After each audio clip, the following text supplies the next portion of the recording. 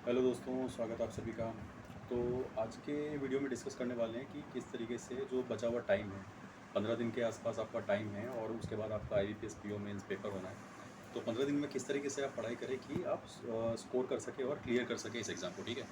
15 दिन में बिल्कुल क्लियर करना पॉसिबल है। मैंने खुद 2 बार क्लियर किया हुआ इस एग्ज़ाम को, ठीक है। तो कैसे करना है वो मैं आपको बताता हूँ। देखो, सबसे पहली बात, अगर आपने प्रीलिम्स क्लियर किया है, इसका मतलब ये तो ठीक है कि आपको प्रीलिम्स में जो भी आपने पढ़ा है, ठीक है, तो मतलब सब्जेक्ट नॉलेज है आपको, आपने सिलेबस पूरा किया हुआ है।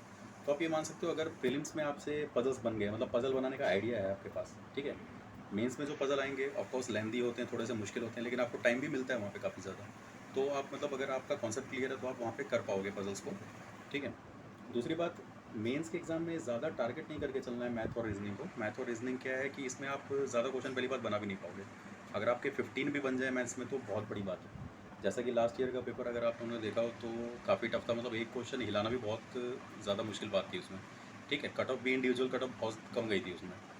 तो यहाँ पे गेम चेंजर जो है वो है आपका करंट अफेयर का सेक्शन, ठीक है। क्योंकि करंट अफेयर से आपसे 40 क्वेश्चन पूछे जाते हैं और बेसिकली वो बैंकिंग अवेयरनेस और स्टैटिक अवेयरनेस और करंट अफेयर मिला करके होता है। लेकिन अगर आप ज़्यादा देखो तो उसमें करंट अफेयर का ज़्यादा रोल है, ठीक है। वो भी करंट अफेयर कौन से वाले, लास्ट के 2 महीने।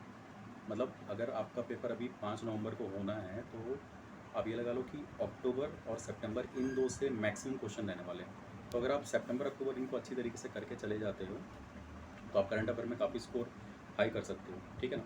और करंट अफेयर में अगर आपने बहुत अच्छा स्कोर किया तो ये आपके स्कोर को बूस्ट करेगा और आगे आपको ओवरऑल स्कोर को बढ़ाएगा इसमें, और एग्ज़ाम को निकालने में हेल्प करेगा आपकी, ठीक है। बाकी एक है कि आप इंग्लिश को कर सकते हो। इंग्लिश आप डेली अभी जैसे पढ़ते आ रहे हो, मैं मान के चल रहा हूँ कि आप रीडिंग डेली बेसिस पे कर रहे होगे, क्योंकि मेंस का जो पेपर है ज़्यादातर कॉम्प्रिहेंशन के बारे में, ठीक है। ग्रामर का बहुत ज़्यादा रोल नहीं है। अगर आपका कॉम्प्रिहेंशन पार्ट, वोकैब पार्ट ठीक ठाक है तो आप इंग्लिश में अच्छा खासा स्कोर कर सकते हो, ठीक है। 20 से 25 प्लस आप इजीली स्कोर कर लोगे अगर आप रीडिंग हैबिट है आपकी तो जितने भी दिन रह गए, 15 दिन भी हैं, तो आप रीडिंग हैबिट बनाए रखो अपनी, ठीक है। रीडिंग करते रहो। या तो आप मॉक के थ्रू कर सकते हो, मॉक में जैसे कॉम्प्रिहेंशन आ रहा है उसको सॉल्व कर सकते हो, या फिर न्यूज़पेपर कोई अच्छा सा एक ले लो, द हिंदू या फिर इंडियन एक्सप्रेस है तो आप उसको पढ़ सकते हो, ठीक है। तो रीजनिंग जी के इन सब पे थोड़ा सा ज़्यादा फोकस करो, और बाकी सॉरी, जीके को और इंग्लिश को थोड़ा ज़्यादा फोकस करो, ठीक है। क्योंकि मैथ्स में क्वेश्चन जो है वो थोड़े कंपेरेटिवली कम ही बनेंगे आपके, पेपर थोड़ा सा टफ होता है।